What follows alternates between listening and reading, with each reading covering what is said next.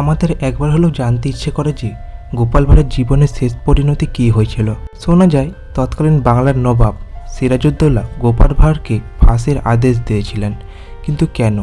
হ্যাঁ, আজকে সেটাই দেখব আমরা এই ভিডিওর মাধ্যমে। গোপাল ভাঁড় ছিলেন মধ্যযুগের অবিভক্ত বাংলার নদিয়া অঞ্চলের একজন প্রখ্যাত মনোরঞ্জককারী। তার আসল নাম গোপালচন্দ্র প্রামাণিক। তিনি অষ্টাদশ শতাব্দীতে নদিয়া জেলার প্রখ্যাত রাজা কৃষ্ণচন্দ্রের রাজসভায় নিযুক্ত ছিলেন। রাজা তাকে তার সভাসদের একজন হিসেবে অন্তর্ভুক্ত করেছিলেন। তার রাজসভায় কৃষ্ণচন্দ্রের রাজসভা ও জনগণের যাবতীয় বিনোদনের আস্ত একটা ভাণ্ডার ছিলেন বুদ্ধিমান গোপাল। কিন্তু এত প্রিয় মানুষ হয়েও বাংলাতে তার একসময় ঠাঁই হয়নি, বরং দেওয়া হয়েছিল ফাঁসির আদেশ। তরুণ সিরাজউদ্দৌলা ওই সময় বাংলার প্রেসিডেন্সি, বিহার ও উড়িষ্যারও নবাব চ্ছিলেন। তার কাছের মানুষেরা যেমন মীর জাফর, খসেটি বেগম, জগৎ শেঠ, রায়দুল্লভ ও উম্মিচাঁদ সহ অনেকেই গোপনে গোপনে নবাবকে সিংহাসনচ্যুত করার অপচেষ্টায় লিপ্ত ছিলেন। তারা প্রত্যেকেই তাদের নিজস্ব স্বার্থ হাসিলের জন্য শর্ত সাপেক্ষে ইংরেজ বণিকদের সঙ্গে চুক্তি করেন। আর ঠিক ওই সময় কৃষ্ণনগরের রাজা কৃষ্ণচন্দ্র নবাব বিরোধী এই ভয়ঙ্কর খারাপ লোকেদের বলয়ে যোগ দেওয়ার পরিকল্পনা করেন।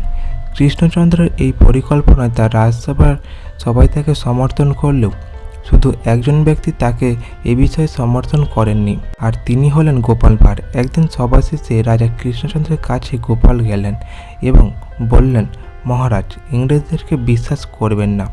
ইংরেজরা গায়ে সূচ হয়ে ঢুকে ফাল হয়ে বের হবে। তাতে স্বার্থ বিরোধী যদি কোনো কাজ করেন তাহলে সব উপকারের কথা ভুলে আপনাকেও চলে চড়াতে তারা পিছুপা হবে না। মির্জাফরের দলে যোগ দিয়ে বাংলার এমন সর্বনাশ না করতে গোপাল বারবার অনুরোধ করলেন রাজা কৃষ্ণচন্দ্রকে, কিন্তু কে কার কথা শোনে?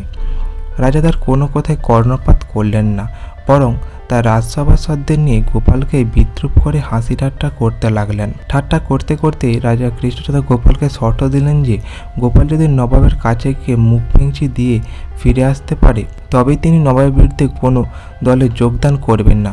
কৃষ্ণচন্দ্রের এই শর্ত শুনে গোপাল তখনই হাঁটা শুরু করলেন মুর্শিদাবাদের দিকে।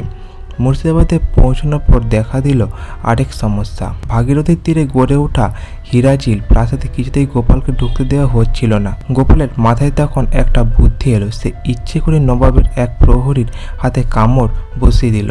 ফলে বিচারের জন্য নবাবের কাছে নিয়ে যাওয়া হলো গোপালকে।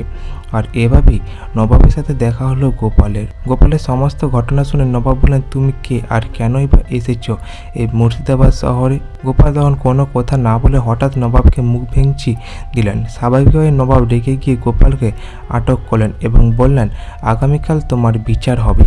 এরই মধ্যে গোপালের সঙ্গে মীর জাফরের দেখা হলো।